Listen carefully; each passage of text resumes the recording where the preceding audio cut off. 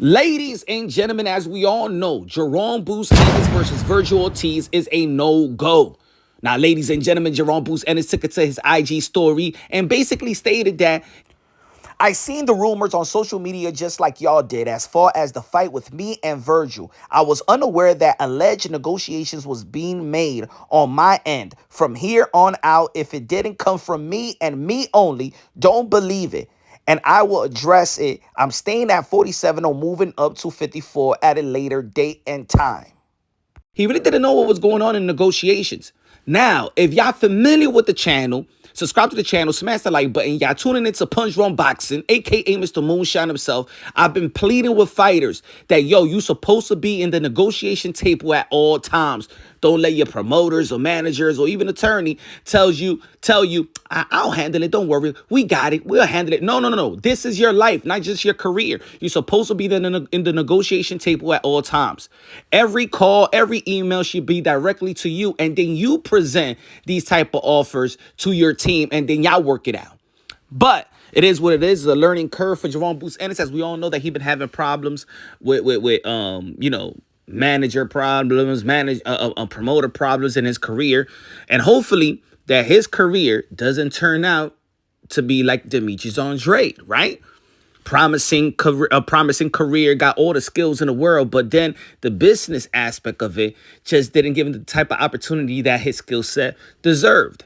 Now, moving on from that, Xander Zayas, one of the phenom in the 154-pound division, El Boricua, is stepping up to fight Vergil Ortiz, in which I do believe that is a great matchup as well. You know what I'm saying? Two guys that are very, very skillful.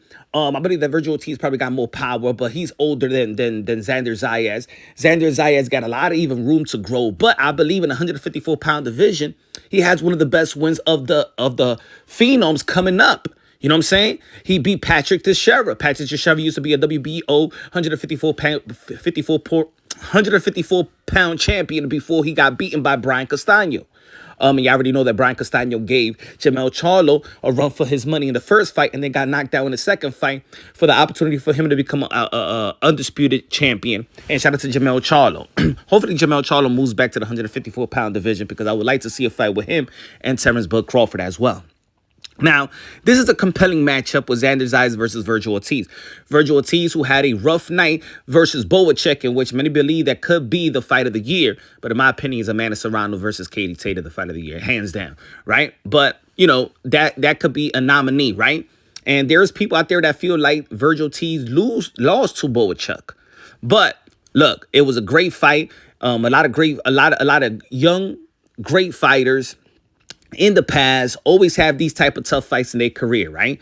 And the fight that we believe that is going to be tough for them is kind of easy, right? Just like with Bud Crawford when he beat Earl the True Spence, right? Everybody thought that was going to be a 50-50 fight. That's going to be one of the hardest fight and the most compelling matchup in the sport of boxing. And guess what? Bud Crawford, that was an easy night out, right? But Xander Zayas had a great win versus Patrick Teixeira, and Vergil Ortiz had a good close win versus Boacek, in which Boacek is going to be fighting Masvidal. Masvidal, who gave Bud Crawford a run for his money, in which there's people out there that believe that even Masvidal beat Bud Crawford. So a Masvidal versus Boacek is a good fight, which leads an open slot for a Xander Zayas versus Vergil Ortiz, because Xander Zayas is top. I think he's number 4 in the WBC ranking, in which Vergil Ortiz is, I believe, the WBC interim title holder. Sebastian Fundora is the champion in the WBC and the WBO, right? So Vergil Ortiz is not going to be facing Sebastian Fundora, which for Sebastian Fundora going to be facing Earl the True Spence. I believe so. So I would love to see a Vergil Ortiz versus Bud Crawford as well. But Vergil Ortiz could have been fighting a Boots Ennis. That didn't fall through, like we said in the beginning. And Xander Zayas is in position in the WBC and the WBO to face the likes of any top fighter in the 154-pound division. Now, if you've been following the channel as well, like I said, subscribe to the channel, smash the like button. You already know, baby. The 154-pound division is a landmine in the sport of boxing. I believe that the 154-pound division is the most difficult and the most challenging division in the sport of boxing, alongside with the with the now the heavyweight division, in my opinion. Shout out to Danny Dubois, who could be fighter of the year. The 140-pound division is kind of like, you know what I'm saying, like we don't know who's really going to win. You know, still the king is Teofimo Lopez, but we saw a lot of musical chairs with Subriel Matias and Paru and Pitbull Cruz and Rayo. And the 154-pound division is just that. Anybody could get it. The number 1 could lose to the number 10. You know what I'm saying? If you look at the landscape of 154-pound division, a lot of people thought that it was going to be Tim Tszyu, right? Tim Tszyu. You got Jamel Charlo if he returns back. You got Bud Crawford. You got Earl Spence moving up. You still got Tim Tszyu in the mix of things. You got Brian Mendoza. You got Xander Zayas, Vergil Ortiz. We hope that Boots Ennis does move up. He's contemplating moving up and staying in the 147-pound division to unify the titles. But guess what? Conor Benn is in talks with Mario Barrios. That fight is likely to happen. And Brian Norman Jr. and Boots Ennis, it seems like they're not going to be fighting because their negotiations fell apart, right? Because Brian Norman Jr. feel like he needed more and it's worth more. That's how he feels. I think they should have took the fight, but whatever. And so there's really nothing there for in the 147-pound division for Jaron Boots Ennis, because he only said that he want to stay there to unify it. If he don't, in his recent post-fight interview, he will move up to the 154. So again, that's another hiccup, and in part of Boots Ennis' business handlers and stuff like that. It's not working out. He's 27, 28 years old. He's entering his prime right now, and he still haven't had a significant win. Let's not forget that Jaron Boots Ennis started his career alongside with the likes of Devin Haney, Teofimo Lopez, Shakur Stevenson, right? And look what they have accomplished. Also, Ryan Garcia, also Vergil Ortiz. And this could have been a good matchup. Almost like a David Benavidez versus David Morrell that's going to be fighting in February, 25th, I believe so. You know what I'm saying? Like, yeah, they're not going to be fighting for straps, but the matchup is compelling and is great. And you know what? It is a better probably matchup than a championship fight, right?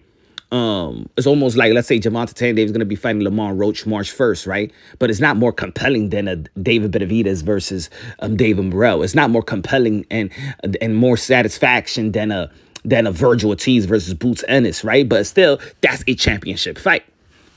So, I think Xander Zayas versus Vergil Ortiz, the element of Puerto Rico and Mexican, it will be great. You know, it's always a selling pitch. It's always a selling point.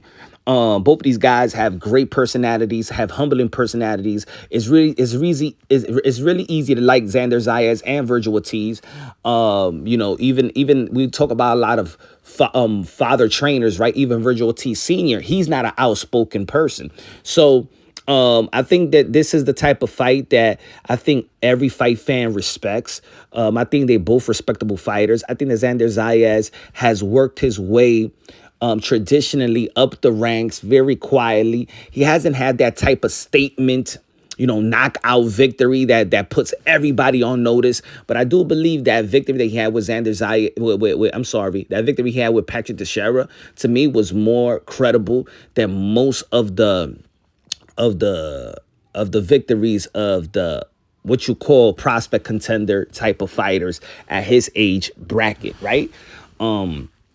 I think is a good win. He stays in the gym. He's a gym rat. You know, he's trained with good trainers out there in Florida. Shout out to what's his name? Javier Centeno. Shout out to Javier Centeno. Has a great gym out there. Shout out to Christina Cruz. Also, he trained with them. That's the guy that George Kambosos owes money to, right? That George Kambosos stiffed at because he used to train George Kambosos, and George Kambosos didn't want to pay Javier Centeno, which Javier Centeno got him into the position where he's at right now. You know, wow, very snakish in the boxing community. But as we all know, Turki Alalshikh is highly supportive of this fight, highly supportive of Vergil Ortiz, and you already know he's doing business with the likes of Golden Boy Promotions and Top Rank. And you know what? You got to give a lot of credit to Turki, man. You got to give a lot of credit to Turki. He won some some good matchups. It might not be the biggest matchup. It might not be the mega fight, but this is a great matchup.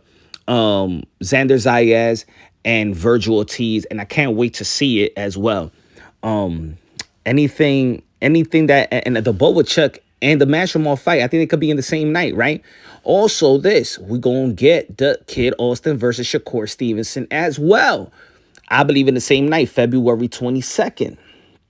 Yeah, it's February 22nd, right? Um, so well, I think no. When is the if that's February 22nd? I believe that the David Benavidez versus Morrell is February 28th. I believe so. If I said it wrong earlier in the video. But yeah, February 22nd, you got Kid Austin, Shakur Stevenson, you got Xander Zayas versus Vergil Ortiz. I think that would be in of course Bivol and Beterbiev. So I don't know, I love it. And Boy Check and Mashermore. Let me know what y'all think, man. Subscribe to the channel, smash the like button.